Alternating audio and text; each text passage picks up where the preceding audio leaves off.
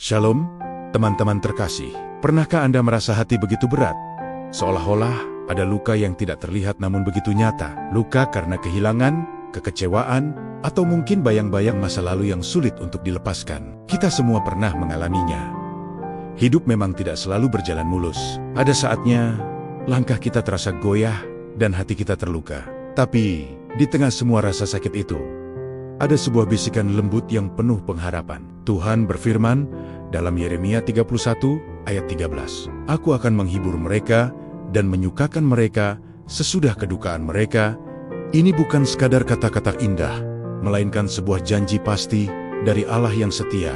Ia tidak hanya ingin menghapus air mata kita, tetapi Ia rindu menggantinya dengan sukacita sejati yang lahir dari pengalaman berjalan bersamanya. Coba kita bayangkan, Nabi Yeremia menyampaikan pesan ini kepada umat yang sedang dalam masa terpuruk, penuh kehilangan dan penyesalan. Namun, justru di titik terendah itulah Tuhan menyatakan kasih dan penghiburannya. Sama seperti dalam hidup kita, mungkin saat ini jalan terasa begitu gelap, dua-dua terasa tak terjawab. Tapi percayalah, Tuhan sedang bekerja di balik layar, mempersiapkan pemulihan yang indah untuk kita. Kasih Tuhan itu luar biasa. Ia tidak hanya menghapus duka, tapi juga memberi makna baru pada setiap air mata yang jatuh. Seperti yang ditegaskan Rasul Paulus dalam 2 Korintus, penderitaan tidak pernah datang sendirian.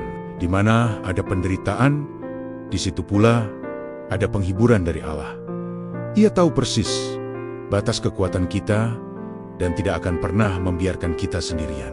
Penghiburan yang kita terima ini bukanlah untuk kita simpan sendiri. Justru, melalui pengalaman itu, kita dibentuk untuk menjadi lebih peka, lebih lembut, dan mampu menjadi saluran penghiburan bagi orang lain yang sedang berduka.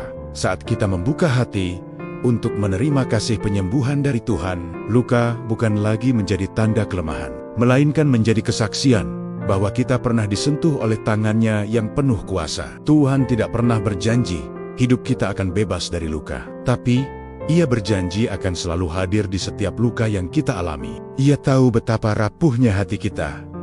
Dan karena itu, Ia datang untuk menopang, bukan untuk menghakimi. Justru, di saat kita merasa paling lemah, di sanalah kekuatan kasih-Nya bekerja paling nyata. Ingatlah, terang yang sejati telah datang ke dalam dunia. Seperti yang tertulis dalam Yohanes 3 ayat 16. Karena begitu besar kasih Allah akan dunia ini, sehingga Ia telah mengaruniakan anaknya yang tunggal, supaya setiap orang yang percaya kepadanya tidak binasa, melainkan beroleh hidup yang kekal. Kasih inilah yang menjadi sumber kekuatan dan penyembuhan kita. Kasih yang mengangkat kita dari kegelapan menuju terangnya yang ajaib. Jadi, jika saat ini air mata masih membasahi pipi, peganglah janjinya. Percayalah bahwa Tuhan sedang menenun sesuatu yang indah di balik kesedihanmu. Tidak ada satupun duka yang sia-sia jika kita melewatinya bersama Dia. Mari kita tutup renungan ini dengan doa. Tuhan Yesus, terima kasih karena Engkau adalah sumber penghiburan kami yang sejati. Di tengah setiap luka dan duka yang kami alami, ajarlah kami untuk selalu percaya bahwa Engkau bekerja untuk kebaikan kami, bahwa setiap air mata akan Engkau gantikan dengan sukacita yang baru dan kekal. Kuatkan kami untuk berjalan dalam terang-Mu. Di dalam nama-Mu kami berdoa. Amin.